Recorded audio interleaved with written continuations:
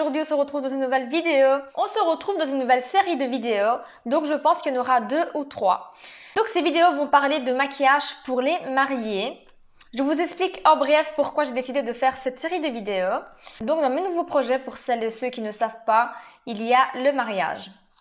Je vous en dis pas plus, mais je suis inscrite sur plusieurs groupes de mariage petit prix, mariage petit budget, créer ses propres décorations, tous ces trucs-là comme ça. C'est le genre de groupe qu'on intègre quand on décide de se marier. Et j'ai vu qu'il y avait pas mal de femmes qui veulent se maquiller elles-mêmes le jour du mariage, soit par un manque de budget, puisque c'est quand même un sacré budget de se faire maquiller par quelqu'un de professionnel, soit parce qu'elles ont vraiment envie de se maquiller toutes seules. Et je voulais leur apporter un petit peu d'aide, un petit peu de technique, en tout cas celle que moi je connais. Je ne suis pas une professionnelle, je tiens à le préciser. Je suis juste une passionnée de maquillage. Je veux leur dire tous mes conseils et ce que moi je ferais autant que mariée si je me maquillerais toute seule. Même si ça c'est une sacrée question, je ne sais pas si je me maquillerais toute seule ou je me ferais maquiller par quelqu'un de professionnel. Mais en tout cas, si je devrais me maquiller toute seule, je vais leur expliquer comment moi je ferais personnellement et les étapes que moi je suivrais.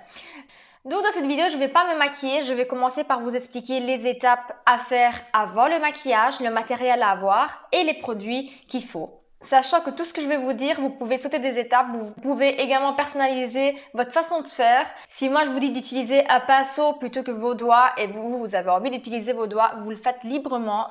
Ça c'est chacun sa technique, vous faites vraiment comme vous voulez, mais en tout cas moi je vais vous conseiller comment moi je ferais, mais je n'impose rien à personne. Ça ne veut pas dire que si vous utilisez vos doigts à la place du pinceau, ça sera moins bien et tout ça. Donc je veux que ça soit clair, il n'y a rien qui est obligatoire dans ce que moi je suis en train de vous dire. Moi, je suis venue créer une liste avec les étapes, le matériel et également les produits. En tout cas, ça c'est la liste qui est pour moi l'essentiel pour moi si je devrais me maquiller toute seule. Donc on va tout de suite commencer sans trop plus parler.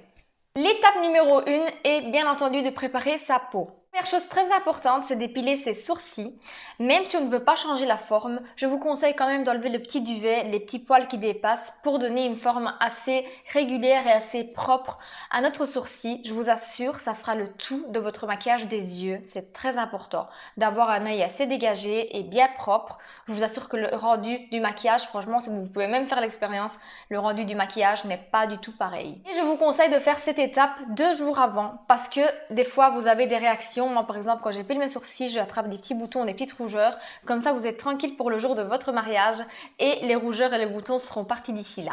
Ensuite, une chose très importante, c'est de bien exfolier sa peau. Donc, l'exfoliation de la peau consiste à bien nettoyer en profondeur et surtout enlever les petites peaux mortes qu'on a au niveau du visage, si on pèle, si on a la peau un peu plus sèche. Et ça va venir affiner le gras de peau. Donc c'est très important d'exfolier ce visage. Et ça pareil, je vous conseille de le faire 2 jours avant. Mais, je dis bien mais, si vous n'avez jamais exfolié votre visage, commencez quand même à exfolier votre visage un petit peu avant votre mariage, quelques mois avant, pour voir si votre peau supporte bien les exfoliations et surtout de trouver le bon produit pour vous. Maintenant, il y a également des exfoliants que vous pouvez faire maison sans trop dépenser d'argent avec du sucre, du miel, du citron, tous ces trucs-là. N'hésitez pas à aller voir sur internet, il y a plein de recettes. Vous pouvez faire ça chez vous sans dépenser un moindre centime. Ça, c'est les 2 étapes que je vous conseille de faire 2 jours avant votre jour J pour être sûr de ne pas avoir d'irritation et que votre peau soit bien reposée. Ensuite, la veille avant votre mariage, je vous conseille de bien nettoyer votre peau avec un nettoyant adapté à votre peau. Ensuite, de mettre une bonne crème hydratante le soir avant pour avoir une peau bien repulpée. Et également mettre un bon contour des yeux pour venir dégonfler les cernes et les marquer un petit peu moins. Vous allez voir, ça va faire du bien à votre peau.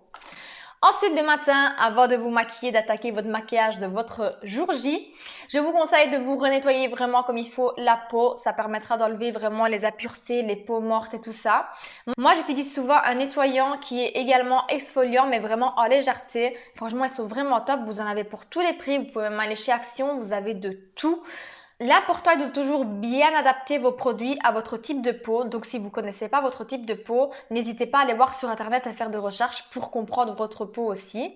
Donc vous nettoyez votre peau. Ensuite, par rapport à votre peau, si vous avez une peau grasse ou une peau sèche, vous venez adapter votre crème. Soit une crème hydratante pour les personnes qui ont la peau assez sèche, soit une crème matifiante pour les personnes qui ont la peau grasse. Et si vous avez une peau mixte, un petit peu comme moi je suis très sèche dans le contour du visage et très grasse dans la zone T, n'hésitez pas à venir combiner les deux crèmes. Moi, c'est ce que je fais très souvent quand je dois venir faire un maquillage avec une belle base à fond de teint et tout ça. Donc ça, c'est tout ce qu'il en était pour la préparation de sa peau, de son visage avant de se maquiller. Maintenant, nous allons passer au matériel à voir pour utiliser vos produits. Je prends mon petit carnet pour ne rien oublier.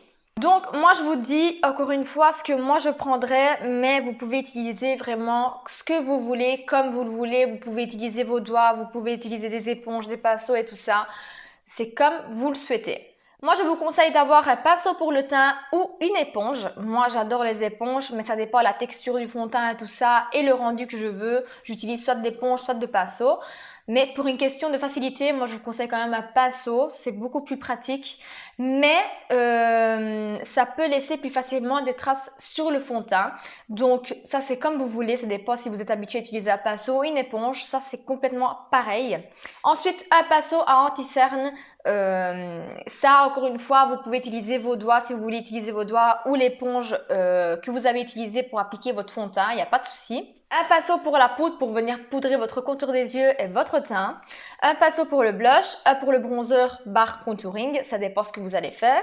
Un pinceau pour l'highlighter, ça pareil, vous pouvez venir utiliser votre doigt, venir tapoter votre highlighter sans aucun souci. On sait très bien aller sur le bout du nez, l'arrêt du nez, l'arc de Cupidon. On sait vraiment faire ça avec notre doigt aussi. Ensuite, quelques pinceaux pour les yeux. Moi, je vais vous montrer juste la forme qu'il faudrait pour les pinceaux des yeux pour avoir quand même un look assez complet et quelque chose d'assez précis. Mais je vous dis, vous pouvez acheter vos pinceaux n'importe où vous voulez. Vous avez déjà des pinceaux chez vous, vous adaptez, vous faites vraiment ce que vous voulez. Je ne dirai pas la marque, mais je vais vous dire la forme de pinceau et pour quel moment l'utiliser. Celui-ci est un pinceau que vous pouvez utiliser tout d'abord soit pour mettre un petit peu de base.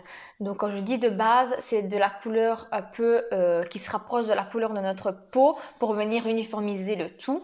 Et ensuite pour venir utiliser également la couleur de transition. Je vous expliquerai tout ça dans la prochaine vidéo, tout ce qui est couleur de transition, etc. Mais c'est pour venir mettre la première couleur et avoir une première base de couleur sur votre œil. C'est un pinceau assez fluffy. Donc très ample, donc on ne sait pas venir faire quelque chose de précis.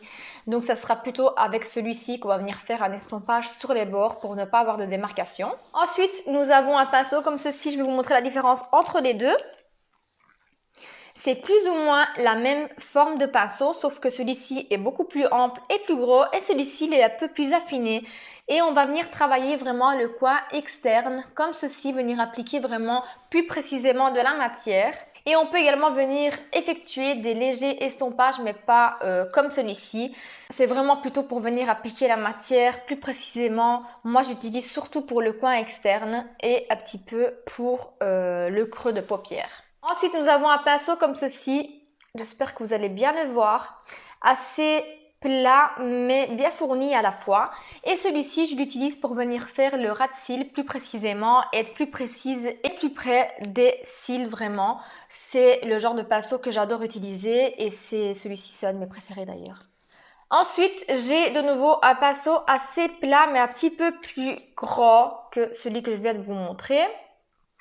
Et celui-ci, je l'utilise pour venir appliquer de la matière ici, donc sur le reste de la paupière, des couleurs un peu plus pailletées, un peu plus satinées. C'est le genre de pinceau qui accroche bien la matière et donc voilà. Et ensuite, il en faut quand même deux assez précis. Un pour les sourcils si vous venez dessiner vos sourcils et l'autre pour venir faire un genre de trait de liner. Donc ça pareil, je vous expliquerai toutes les étapes et le pourquoi du comment de ces pinceaux-là et les possibilités que vous avez au niveau du maquillage. Mais en tout cas, ça je pense que c'est les 6 essentiels pour venir effectuer un maquillage des yeux assez complet. Ensuite, nous allons passer aux produits pour venir créer un look vraiment complet de chez complet. tout est alternatif, donc tout ce que vous ne voulez pas utiliser, vous ne l'achetez pas ou vous ne le prenez pas avec vous ce jour-là. Pour commencer, vous pouvez mettre une base de teint. La base de teint va venir aider le fond de teint à tenir plus longtemps toute la journée et bien s'accrocher. Franchement, c'est une chose que je vous conseille vraiment parce que le jour de votre mariage, c'est censé durer une journée complète et c'est très rare qu'un fond de teint dure une journée sans bouger et sans que vous voyez qu'il commence à partir d'un endroit ou l'autre. Donc une base adaptée à votre peau, c'est quand même quelque chose que je vous conseille, mais c'est alternatif. Vous pouvez choisir de la mettre ou pas, c'est comme vous voulez. Ensuite, bien sûr, il faut un fond de teint. Pareil, le fond de teint, il faut l'adapter à votre type de peau. Si vous avez une peau grasse, venir mettre un fond de teint plutôt matifiant. Si vous avez une peau assez sèche, venir mettre quand même un fond de teint un peu plus lumineux. Ça, c'est ce que moi, je vous conseille. Maintenant, si vous utilisez des fonds de teint complètement différents de ce que je viens de vous dire et pas adaptés du tout et vous aimez bien quand même le rendu, vous faites comme vous voulez. Vous utilisez le fond de teint que vous adorez. Ensuite, il vous faut un anti-cerne. Une poudre translucide. Quand je dis poudre translucide, c'est pour qu'elle puisse aller poudrer les anti-cernes et également votre fond de teint sans devoir avoir deux poudres différentes. Ou alors vous pouvez avoir une poudre un peu plus claire pour le contour des yeux et une poudre un petit peu plus de la couleur de votre teint ou un peu plus beige pour venir poudrer le reste de votre teint. Mais je vous conseille quand même d'avoir une poudre translucide, c'est plus facile, plus pratique et vous savez qu'un seul produit. Ensuite, il vous faut un blush, un bronzer, un lighter, toujours alternatif si vous aimez ou pas, un mascara à sourcils, ça c'est très important, qu'il soit coloré ou transparent, c'est comme vous voulez. Avec crayon à sourcils c'est pareil, c'est alternatif, sinon je vais vous montrer les différentes façons qu'on peut utiliser pour faire nos sourcils dans les prochaines vidéos. Rouge à lèvres, c'est comme vous voulez, c'est votre couleur, c'est votre choix. Moi, dans les prochaines vidéos, je vous montrerai les différentes possibilités qu'on a de se maquiller. Un liner, une base à paupières et une palette pour vos yeux, donc avec les couleurs que vous êtes censé mettre ce jour-là. Et pour terminer, il faut bien entendu un spray fixateur, pas obligatoire mais très recommandé. Ça va aider vraiment votre fond de teint et votre base que vous avez mis même avant à venir sceller tout ça et vraiment faire durer votre maquillage toute la journée. Je ne dis pas que vous ne devrez pas faire de retouches maintenant si vous pleurez, etc.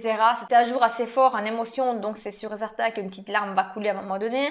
Donc je vous conseille quand même d'avoir une petite trousse avec vous, avec les produits que vous avez utilisés pour pouvoir faire des retouches s'il y en a besoin pour les photos et tout ça. Je pense vous avoir tout dit, plus ou moins. Si vous voulez savoir plus de renseignements sur les produits que vous pourriez utiliser et tout ça, n'hésitez pas également à me le dire en commentaire ou alors vous pouvez venir m'écrire en privé sur Instagram ou Facebook, ça dépend où vous me suivez. Je vous répondrai vraiment avec plaisir. Je fais ces vidéos-là pour vous. Ça me fait plaisir de vous aider, de pouvoir vous faire économiser quand même une certaine somme pour ce jour-là. La vidéo où je vais me maquiller sera sûrement en ligne la semaine prochaine.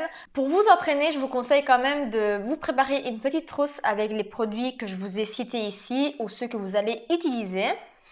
Et ce jour-là, essayez de suivre le tuto et commencer à comprendre les différentes techniques que je vais vous expliquer. Ça peut être pas mal pour vous entraîner pour votre jour J. Je répète encore une fois, si vous avez des questions, je suis ouverte, je suis disponible à vous répondre. Vous m'écrivez où vous voulez, en commentaire, sur Instagram, sur Facebook, comme vous voulez. Je vous répondrai vraiment avec plaisir. J'espère que ce genre de vidéo va vous plaire. En tout cas, moi, ça me fait vraiment plaisir de vous aider. N'hésitez pas à me dire en commentaire ce que vous en avez pensé, si vous aimez ce genre de vidéo, si vous aimez cette série de vidéos. Dites-moi également si vous allez bientôt vous marier ou vous êtes déjà marié et comment vous vous êtes maquillé, si vous avez appelé quelqu'un ou vous l'avez fait vous-même. En attendant de se revoir la semaine prochaine, je vous souhaite un bon week-end, je vous fais de gros bisous et je vous dis à très bientôt dans une prochaine vidéo. Ciao!